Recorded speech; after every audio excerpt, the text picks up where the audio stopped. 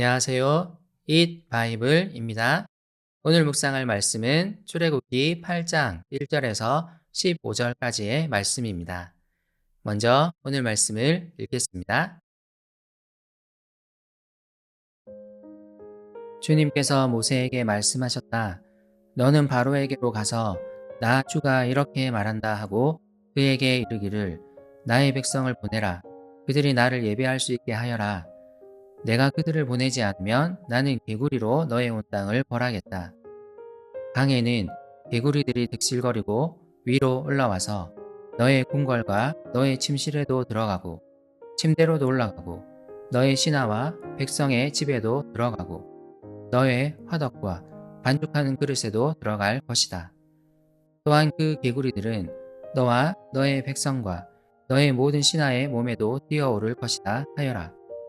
주님께서 모세에게 말씀하셨다. 너는 아론에게 이르기를 지팡이를 들고 강과 운하와 늪 쪽으로 손을 내밀어서 개구리들이 이집트 땅 위로 올라오게 하라고 하여라. 아론이 이집트의 물 위에다가 그의 팔을 내미니 개구리들이 올라와서 이집트 땅을 뒤덮었다. 그러나 술객들도 자기들의 술법으로 그와 똑같이 하여 개구리들이 이집트 땅 위로 올라오게 하였다. 그때 바로는 모세와 아론을 불러 들여 부탁하였다. 너희는 주께 기도하여 개구리들이 나와 나의 백성에게서 물러가게 하여라. 그러면 내가 너희 백성이 주께 제사를 드릴 수 있도록 너희를 보내주겠다. 모세가 바로에게 대답하였다. 기꺼이 그렇게 하겠습니다. 그러면 제가 언제쯤 이 개구리들이 임금님과 임금님의 궁궐에서 물러가서 오로지 강에서만 살게 하여 임금님과 임금님의 신하들과 임금님의 백성이 이 재앙을 피할 수 있게 기도하면 좋겠습니까? 바로가 대답하였다. 내일이다. 모세가 말하였다. 말씀대로 하겠습니다. 그렇게 해서 주 우리의 하나님과 같은 분이 없다는 사실을 알게 하여 드리겠습니다. 이제 개구리들이 임금님과 임금님의 궁궐과 신하들과 백성들에게서 물러가고 오직 강에만 남아있을 것입니다. 모세와 아론은 바로에게서 물러나왔다.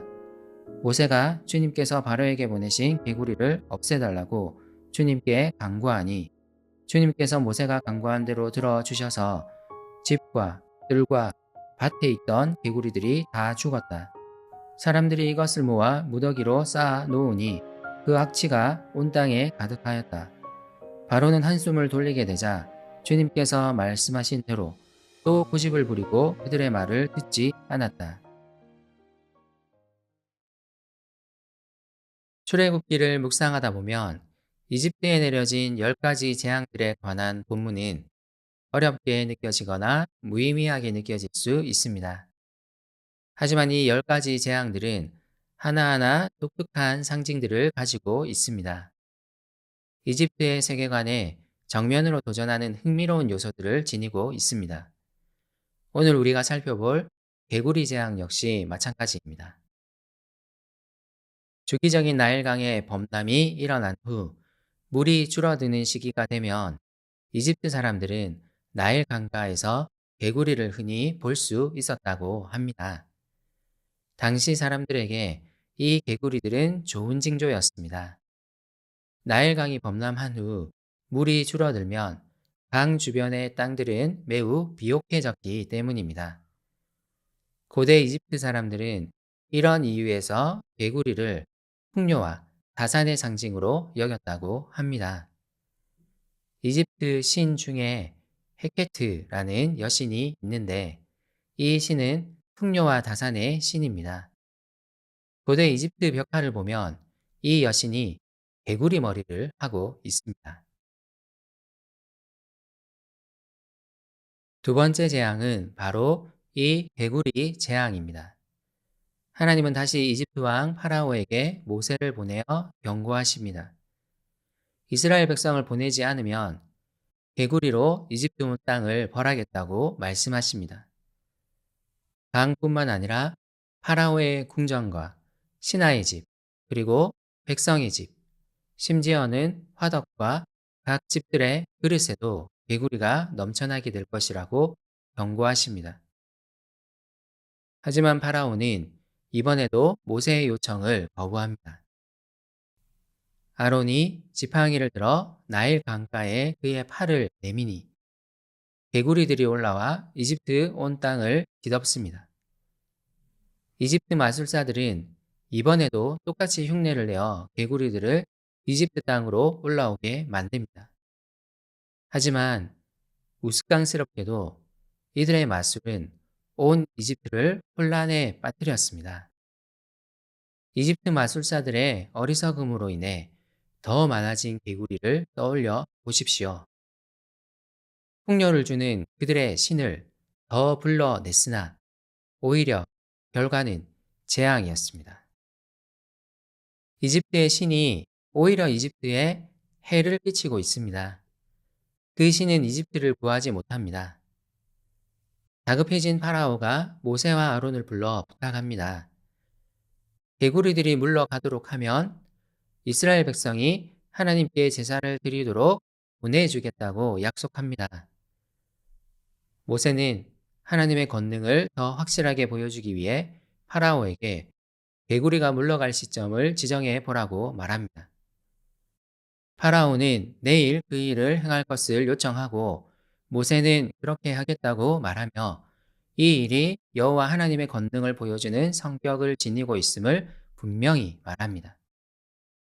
그리고 모세는 바로가 요청한 시간에 개구리를 없애달라고 하나님께 간구하고 하나님은 정확하게 모세의 기도에 응답하십니다.